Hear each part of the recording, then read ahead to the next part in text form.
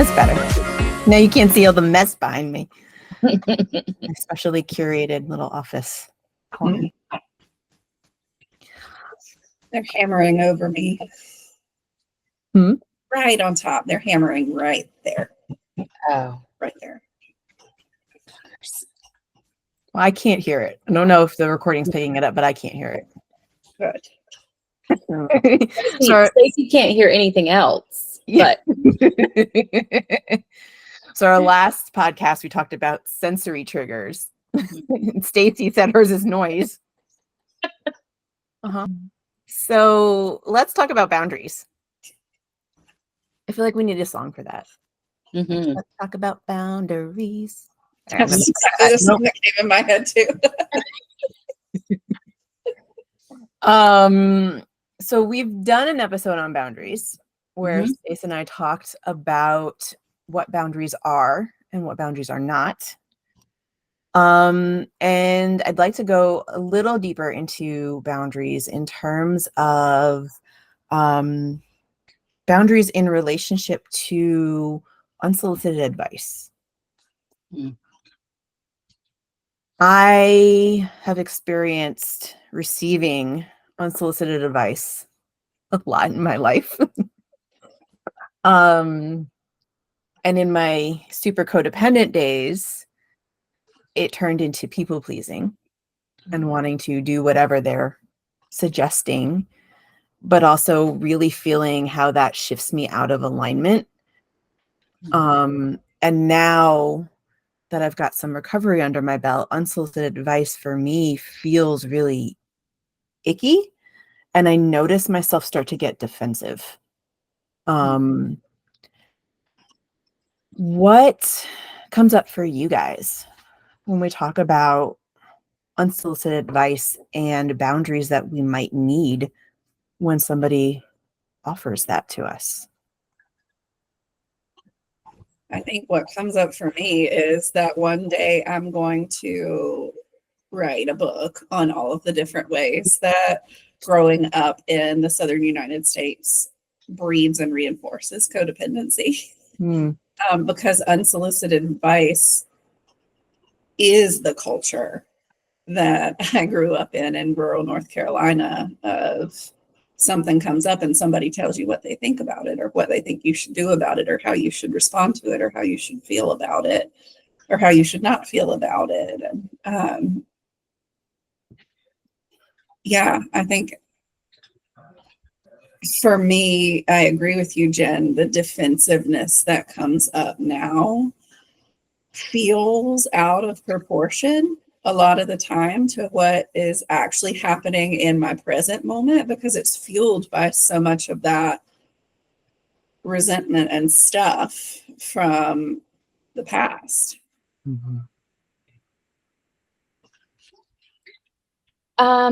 What comes up for me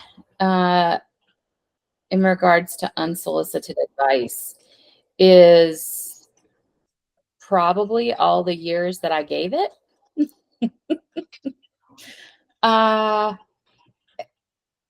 As a form of doing all the wrong things for the right reasons. I was trying to connect. I was trying to support.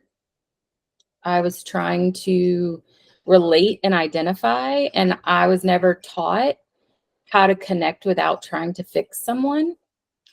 To really highlight what Stace is sharing, and I grew up in a town of 321 people in South Carolina, and everyone at the church that we belonged to was a relative. 1, 2, 3, 4. Anyway, so recognizing how I felt when I was told what to do was part of why I did it, because there was pre-recovery a time where I didn't know what I liked and I didn't know what I didn't like. I needed someone else to tell me what to do, and I thought that's what I was supposed to be doing. So I was 20-something years old trying to go shopping for clothes, and if I didn't have one of my sisters with me, I didn't know if I liked it or didn't like it. Today, I have a pretty strong reaction to unsolicited advice, because what I've learned about unsolicited advice for me is it's someone else telling me how to feel and telling me what to do. And although that may be based on their experience, it is also an expectation. Mhm. And when I don't do it, they don't like it. And so I've found tactful ways to block not just the energy, but also the thank you for that. And that's not what I'm asking for. So that I too can take ownership of what I'm needing, which I don't always know how to do. I don't always know how to ask for what I need. And I think sometimes, especially the people in my life that really love me, that aren't in recovery, they also don't know how to do that. Mhm. So when I ask for what I need, like using a boundary of, I don't really need to be told what to do. I need to have a release and I need somebody to witness it. I usually get it. Like, my people love me and I just need to teach them how to love me. But I also needed to learn the difference in boundaries and walls. Walls are all or nothing and boundaries are permeable. I some days let people a lot closer to me and other days push them a little farther away. Yeah, so unsolicited advice for me is all the wrong things for the right reasons. And growing up, it was created by my parents' inability to let me have my feelings, Mhm. because it was too hard for them to experience that. Yeah. I did not grow up in Southern America. I grew up in suburban New York and come from a Jewish family where that was how you loved somebody. Yeah. The love language of my family was unsolicited advice, giving opinions, giving advice, asking lots of very intrusive questions, very enmeshed, but that was love. That was how you showed that you loved and received love. And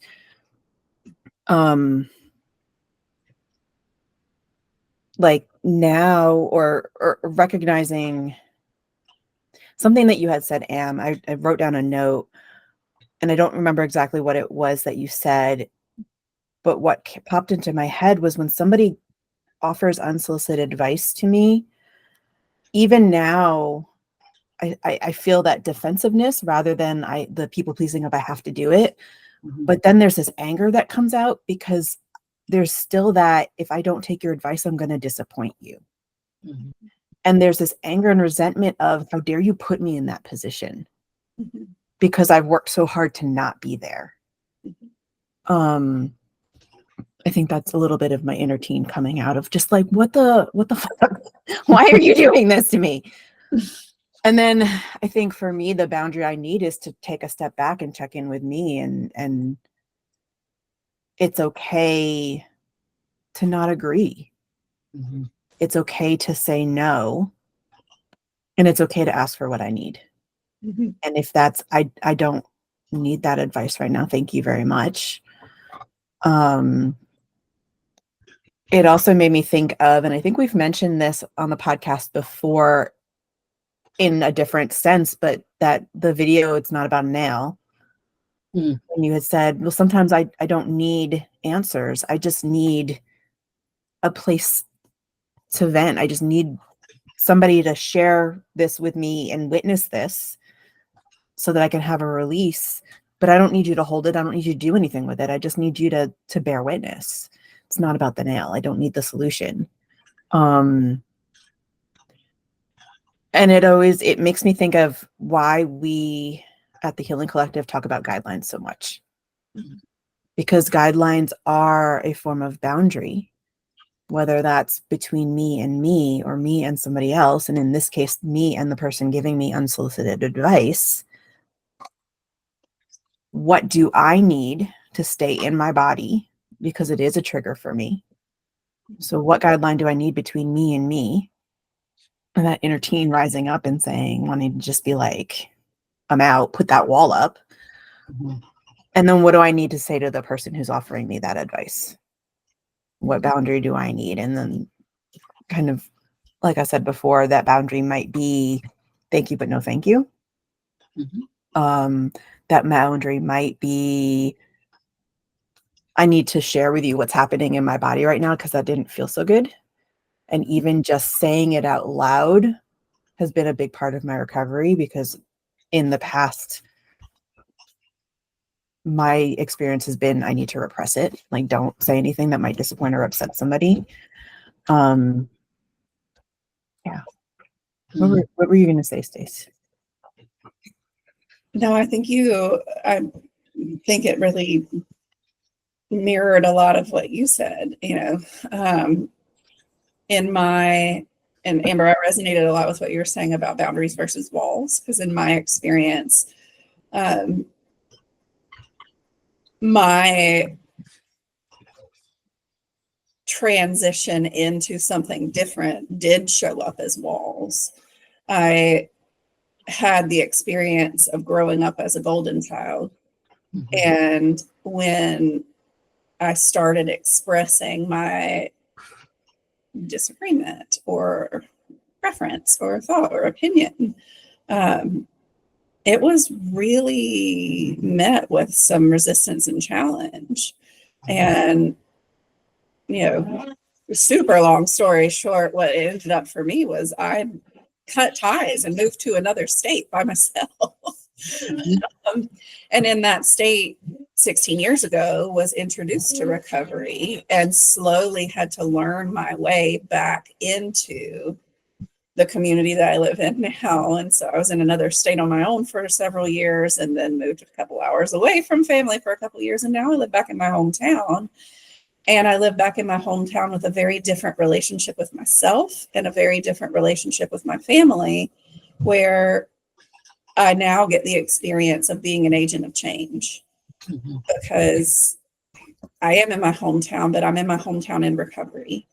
And I live in my house, and in my house, I have my own rules and boundaries, and have set those in a way that my family of origin now knows that, coming up to my space, this is what happens here, and this is what doesn't happen here. This is what isn't invited here.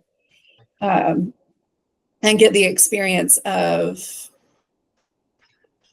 allowing that change for them too, without having to rescue their feelings, because there's a lot of those as well. And the guidelines really are the tool for that, for checking in with myself when my old stuff starts to come up, because someone I care about is having an emotional reaction to one of my boundaries and not compromising my boundary to save their feelings. But checking in with myself on what is my agreement with me to keep me safe, to keep me regulated, to keep me in recovery. And to allow those to be boundaries and not walls the way they were when they started. Can one of you speak a little bit more, because we kind of touched on this a little bit, but can one of you speak a little bit more about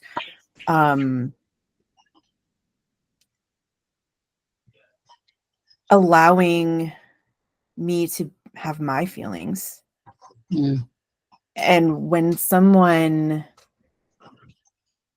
somebody's offering unsolicited advice, it feels like I'm not allowed to have my feelings, or it feels like you can't, like that's what happens in my head. It goes to that part of my backstory of you can't handle my feelings, or you can't handle what's coming up for me, so I'm not allowed to have that. Can one of you speak a little bit more into that?